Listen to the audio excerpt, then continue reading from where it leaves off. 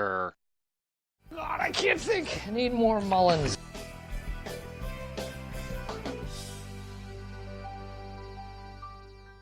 Hey, and welcome back to The Office Field Guide. I'm Chris from Mulverine Films, and we're reviewing every episode of The Office ever. Today we're looking at Did I Stutter?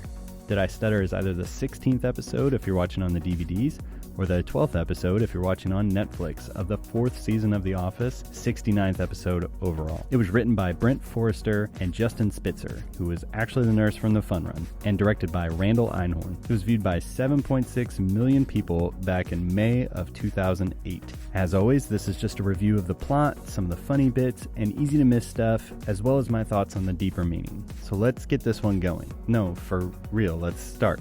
No, let's go. Come on, let's go. Let's go. Did I stutter? Yeah, Just explain what that is. Explain what you think that is. Okay. Just explain that. So this episode is centrally focused around Stanley's insubordination, moving from passive An urban? Yeah, Stanley, you want to help us out with that? to active. Did I stutter? Toby gets it in Michael's head that he needs to deal with this problem, I really think that you need to address what happened with Stanley this morning. Also, Dwight takes advantage of Andy in order to hurt him because he's jealous of he and Angela. And Pam is dealing with having to wear glasses because of a mishap after spending the night at Jim's. And that's it. No one asked you anything ever? Okay, lots to get to and not a lot of time. And I'll deal with this on the ratings later, but this opening is gold. There's a great "that's what she said" joke here. Force it in as deep as you can. And while we don't know what time of the year it is in the show, we do know that this episode aired in May. Regardless, this is pretty bold for Michael to openly admit. I mean, I haven't done anything since Christmas. It's also great to see that Jim is still low-key trolling Andy. Voicemail message that had even more zing and pep. Now we're cooking. I like this. And he's also trolling Pam on this engagement stuff too. If you propose to me during a Michael meeting, I will say no. Well, it's too late because I'm proposing that you get me a cup of coffee, which would energize me greatly, make me the happiest man in the world. And man, this is so awkward when this kind of thing happens. Of course, when someone raises their voice like this, it's awkward. But the silence thereafter is just intense. And Michael's idea of razzing people is both ridiculous and awful, and also funny. Friends joke with one another. Hey, you're poor. Well, hey, your mama's dead. That's what friends do. Dwight's negotiation techniques are also pretty intense. Do it now. Do it now. Do it. Shake my hand. You will sell me this car. Shake my hand. Yeah. All right. Creed gets a great line that fits his character pretty good right here.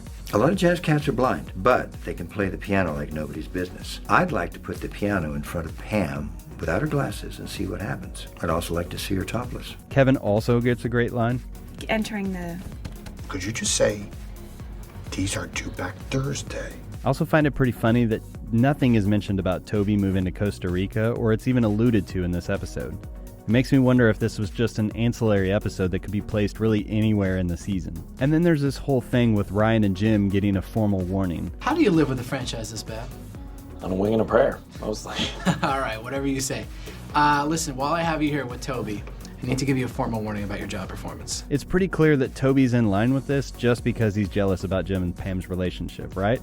That's how the goofing around at Pam's desk and hanging out with Pam was finally caught up to him. And Michael stages this fake firing. He tells everyone to act like he's really doing it, but they say, Michael, if you hadn't told us this, then we would have thought that you were actually firing. I'm not firing him. and Michael risks all of this because he doesn't want people to think he's a bad guy. I love it. Are you serious? I am serious. We are all serious. You are fired like a heart attack. That's called foreshadowing. Okay, and let's spend a little time on this because it's incredible. Jim is in charge of Stanley only in sales-related matters. Hence the green line, green for money, sales. Get it? First, Dwight's attempt to get power over the office for protectionary purpose is amazing, but we'll talk about that a little bit more in the deeper meaning. Secondly, Dwight's org chart is both a great joke in this episode, but it's also full of hidden goodies. And it happens so quick, I thought it'd be worthwhile to call out some of the great stuff in this chart. At first glance, this is just a typical org chart. Different colors delineate who reports to who and who the senior most is amongst them. But let's take a deeper look at a couple of the amusing details from this org chart. Notably, Toby reports to Ryan, hence why Michael can't fire him. Angela's listed as the senior most accountant, thus she's over the other ones. This might only be the case because of Dwight and Angela's relationship. Todd Packer isn't even on this org chart. The sales staff is shown to be subordinates of Jim, except Dwight, who has listed himself as higher than Jim, but not as manager. The women all have pink dotted lines connecting them. The party planning committee members are also joined by a separate line. And this may be dumb, but David Wallace isn't listed.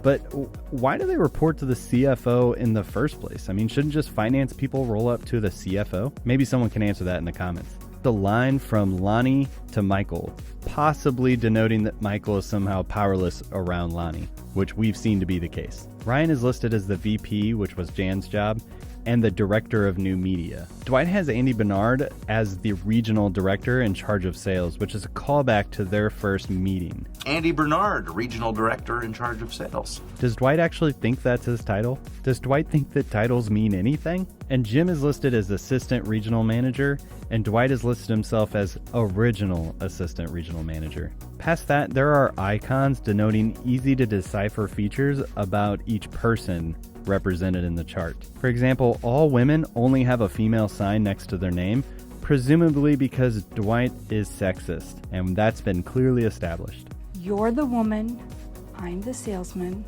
Watch what I do and try to learn. Okay. I'm the woman. I'm a woman. Good. Only males have any icons that have any other meaning. Kevin has a shamrock denoting his heritage. Oscar has a couple male signs denoting both his gender and his sexual orientation. Toby has a Star of David with a question mark, and I assume that means because Dwight thinks he's Jewish. Interestingly, we find out later that Toby is Catholic. Also interesting, Paul Lieberstein himself is actually Jewish. Andy has a cap and gown, not sure why. I went to Cornell. You ever heard of it? And everyone who's African American simply has a fist next to it. And other notable details in this chart is the inclusion of the menstruation cycles, which why would Dwight even include that in this chart? Meredith has an X over her menstruation cycle due to the fact that she's had a hysterectomy. And Phyllis also has an X, suggesting that she's postmenopausal. It's also interesting that Dwight's put quotes around Creed's name, suggesting that Dwight knows there's more to Creed than what meets the eye. Tom Peets is listed, who's an accountant that was crossed off. We find out in performance review that he actually killed himself. And maybe that's the reason why the documentary crew is following around Dunder Mifflin in the first place.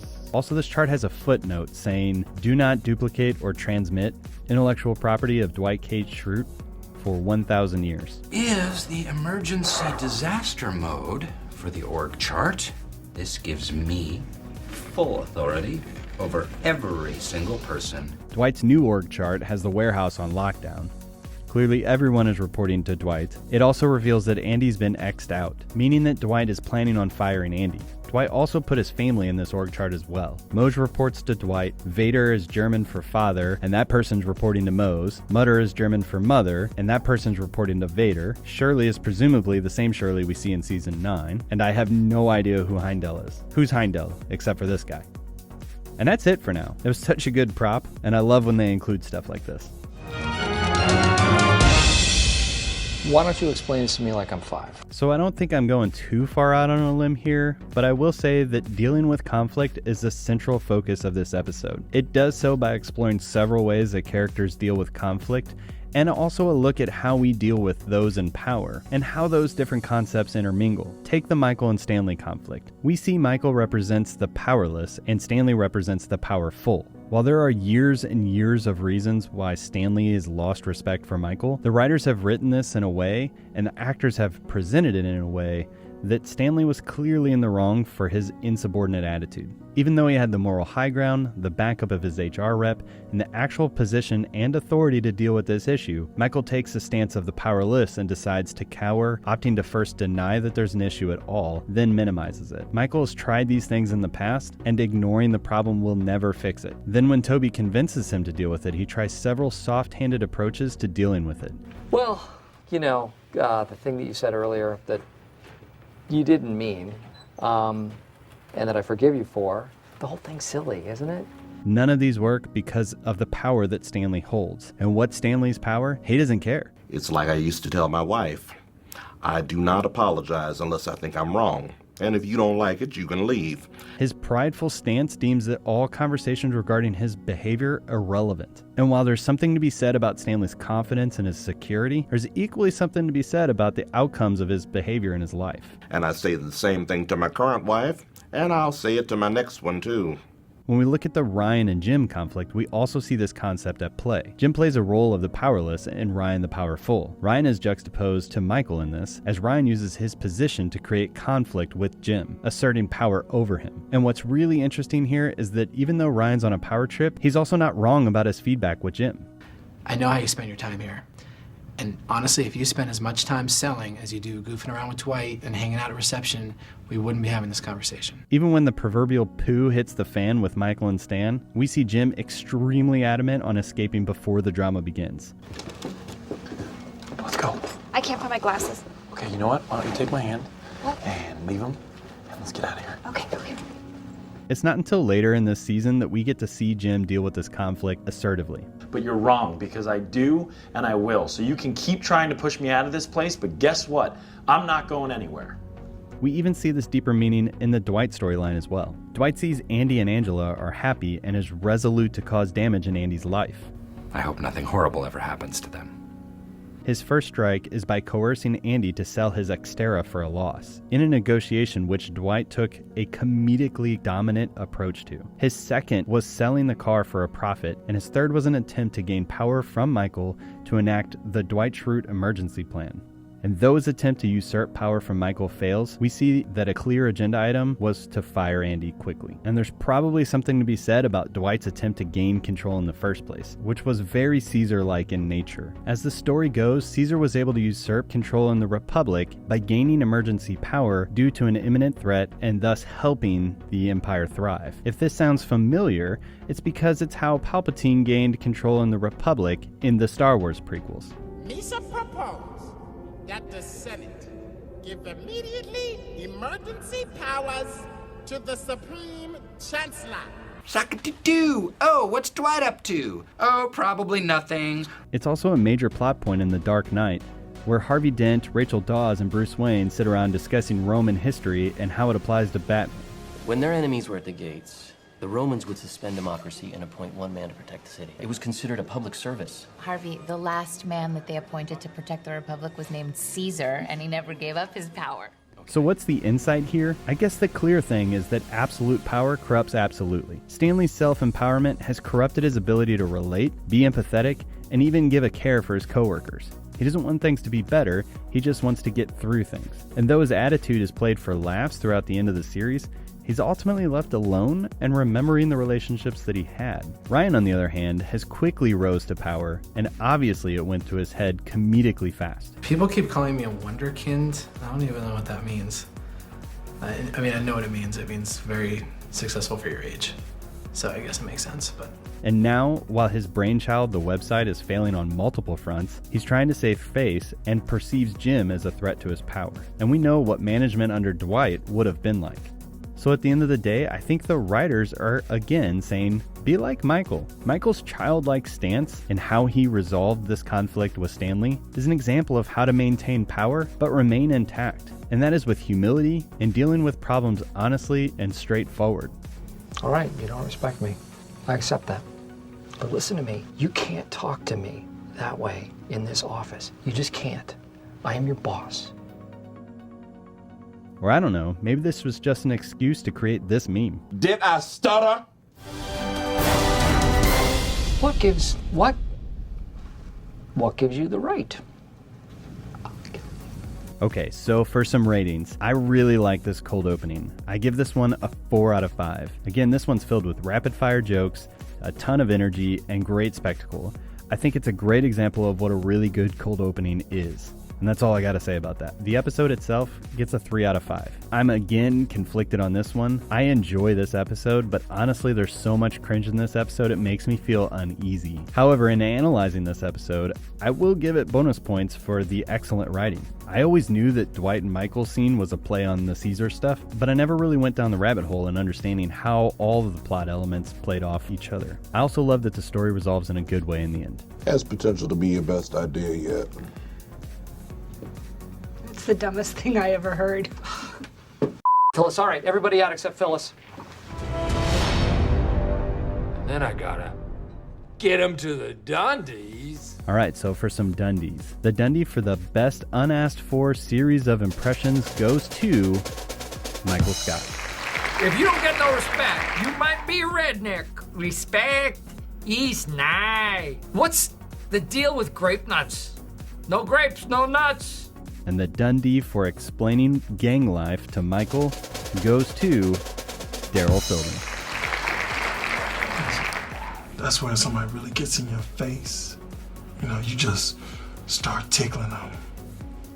Okay guys, so that's it for the field guide on Did I Stutter? I love season 4. There's so much to talk about in these episodes. As a special note, in this episode, I want to thank the online community for helping spot out all the good stuff in Dwight's org chart. Between Reddit and wiki pages, there's so much good stuff out there, so thank you for helping me pull this all together. If you're enjoying this, please like and subscribe, click the bell. You'll get notified when there's new episodes, and if you do that now, you'll be notified next week when we cover the job fair. So today in the comments, let's talk about what it would be like if absolute power were given to various characters around the office. What would it be like if Kelly was in control of the office? What would it be like if Todd Packer was in control of the entire office? Come up with anything you like. You know, keep it, you know, YouTube appropriate. Leave it in the comments. I hope you're enjoying the show. See you next time. Do it. Hey, Michael.